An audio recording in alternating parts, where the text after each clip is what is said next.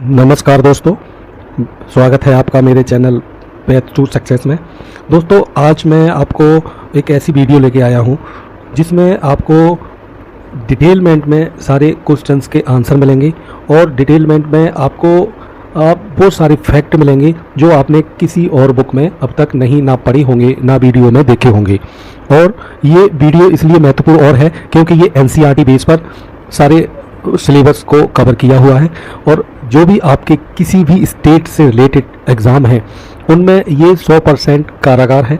अगर आप यहाँ से अपने क्वेश्चंस को तैयार कर लेते हैं जो कि एनसीईआरटी बेस्ड हैं, तो यहाँ से आपको अपने एग्ज़ाम में मैक्सिमम क्वेश्चन देखने को मिल जाएंगे। आपको इतने सारे आपको फैक्ट यहाँ से पढ़ने को और सीखने को मिल जाएंगे कि जो आपके किसी भी एग्ज़ाम में 100% हेल्प करेंगे।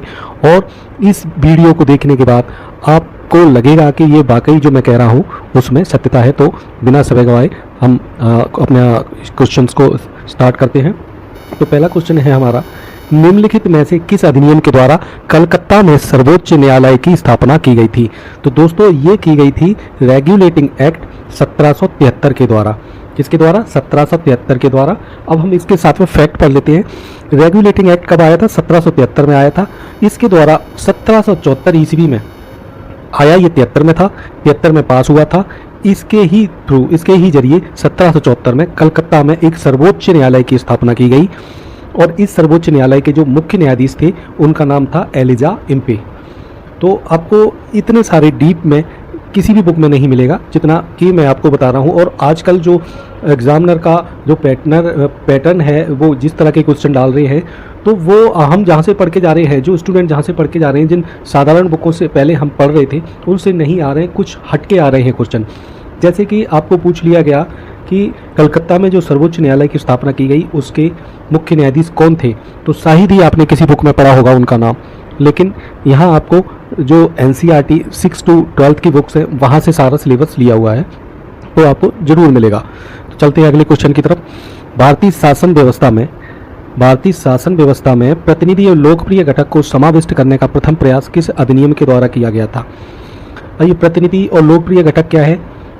ये भारतीय परिषद अधिनियम 1861 के द्वारा जो भारत के वॉइसराय थे उन्होंने इसका विस्तार करते हुए 4 सदस्यों, गृह, सैन्य, राजस्व, वित्त, home ministry, defence ministry, finance ministry and revenue department के अतिरिक्त विधि संबंधी विषयों पर एक, विधि मतलब लॉ, जो हमारा लॉ था उससे रिलेटेड जो भी सब्जेक्ट्स थे, जो भी विषय थे, उसके लिए एक 5वें सदस्य की नियुक्ति की। तत्कालीन वॉइसराय जो थे लॉर्ड कैनिंग, उन्होंने प्रत्येक सदस्य को एक विशिष्ट विभाग आवंटित किया था, विभागीय प्रणाली प्रारंभ की थी। कैनिंग ने 3 भारतीयों, बनारस के राजा, पटियाला के महाराजा तथा सर दिनकर राव को इस परिषद का सदस्य मनोनीत किया। इस परिषद को केवल सलाह देने का अधिकार था तथा वह वित्तीय विषयों पर चर्चा नहीं कर सकती थी।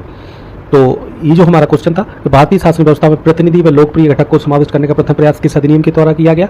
तो ये किया गया भारत के वायसराय द्वारा, लॉर्ड कैनिंग जो थे, भारतीय परिषद अधिनियम 1861 के द्वारा। तो इसका सही आंसर हो जाएगा ऑप्शन ए। चलते हैं अगले क्वेश्चन की तरफ। निम्नलिखित में से किस अधिनियम के अंतर्गत भारतीय विधान परिषद को बजट पर चर्चा करने की शक्ति दी गई थी? किस अधिनियम के अंतर्गत भारतीय विधान परिषद को बजट पर चर्चा करने की शक्ति दी गई थी? तो ये हमारा सही जवाब हो जाएगा ऑप्शन बी, भारतीय परिषद अधिनियम 1892। हम फैक्ट समझ लेते हैं। भारतीय परिषद अधिनियम 1892 के द्वारा वायसराय की परिषद में सदस्यों की संख्या बढ़ा दी गई और परिषद के कार्यों का विस्तार कर दिया गया। इसके अंतर्गत परिषद के सदस्यों को बजट पर चर्चा करने की शक्ति प्रदान की गई, परंतु उन्हें मतदान का अधिकार प्राप्त नहीं था। वो सिर्फ चर्चा कर सकते थे, वोटिंग नहीं कर सकते थे। प्रत्यक्ष निर्वाचन पद्धति का प्रारंभ किया जाना इस अधिनियम की प्रमुख विशेषता थी। अब चलते हैं हमारे अगले क्वेश्चन की तरफ, जो कि मैच द करेक्ट आंसर है कि जो एक टेबल दे रखा है उसको मैच करना है। तो मैं आपको यहीं से बता दे रहा हूँ कि इसमें मैच किसके साथ सही इसका पेयर बनेगा। रेगुलेटिंग एक्ट 1773 आया, इसके द्वारा कलकत्ता में सर्वोच्च न्यायालय की स्थापना की गई। पिट्स इंडिया एक्ट 1784 में आया, इसके द्वारा कंपनी के राजनीतिक एवं व्यापारिक क्रियाकलापों को अलग कर दिया गया। तथा कंपनी के राजनीतिक क्रियाकलापों के नियंत्रण एवं पर्यवेक्षण हेतु इंग्लैंड में 6 सदस्यीय नियंत्रण मंडल की बोर्ड ऑफ कंट्रोल की स्थापना की गई। अगला है हमारा चार्टर एक्ट अधिनियम 1873। इसके द्वारा ईसाई मिशनरियों को भारत में धर्म प्रचार की अनुमति दी गई। साथ ही भारत में शिक्षा के लिए प्रतिवर्ष 1 लाख रुपए व्यय करने का प्रावधान भी किया गया। किस अधिनियम के तहत? 1873 के अधिनियम, चार्टर अधिनियम 1833 के द्वारा बंगाल के गवर्नर जनरल को भारत का गवर्नर जनरल बना दिया गया। साथ ही गवर्नर जनरल की परिषद में एक विदेशी सदस्य की नियुक्ति की गई जिनका नाम था लॉर्ड मैकाले। क्या नाम था? Lord Macaulay. तो अब हम चलते हैं अपने अगले क्वेश्चन की तरफ। किस अधिनियम के द्वारा द्विसदनीय विधायिका को बनाया गया? किस अधिनियम के द्वारा द्विसदनीय विधायिका को बनाया गया? तो हमारा सही जवाब है 1919 के भारत सरकार अधिनियम के द्वारा। अब हम पढ़ लेते हैं इसके बारे में कुछ फैक्ट। भारत सरकार अधिनियम 1919 के द्वारा भारतीय प्रशासनिक व्यवस्था में अनेक सुधार किए गए। केंद्र में द्विसदनीय विधायिका की व्यवस्था की गई। इस अधिनियम के द्वारा प्रत्यक्ष निर्वाचन प्रणाली अपनाई गई। महिलाओं को भी मत देने का अधिकार दिया गया। इसके द्वारा प्रांतों में द्वैशासन की स्थापना की गई।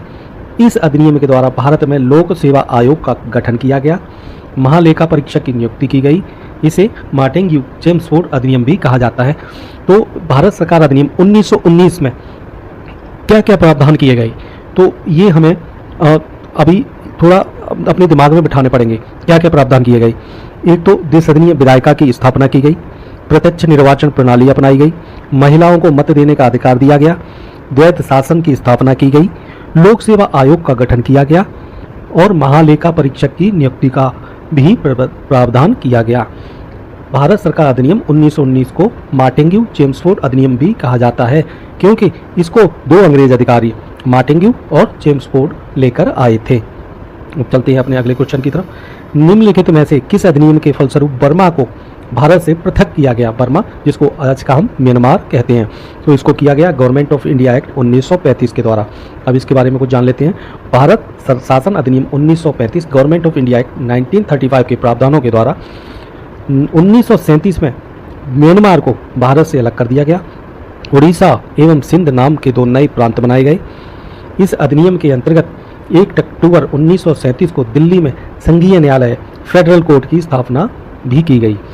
तो भारत सरकार अधिनियम 1935 इसके द्वारा भी क्या क्या काम किए गए?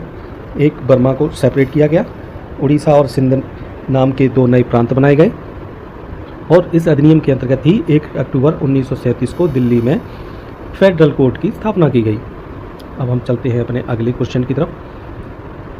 1935 के अधिनियम द्वारा स्थापित संघ में अवशिष्ट शक्तियाँ किसको दी गई थी? तो ये दी गई थी गवर्नर जनरल को। भारत सरकार अधिनियम 1935 के द्वारा केंद्र एवं प्रांतों के मध्य शक्तियों का विभाजन 3 सूचियों, संघ सूची, प्रांतीय सूची तथा समवर्ती सूची में किया गया था। अवशिष्ट शक्तियों सहित विदेश प्रतिरक्षा एवं कुछ आपातकालीन अधिकार गवर्नर जनरल को दिए गए थे।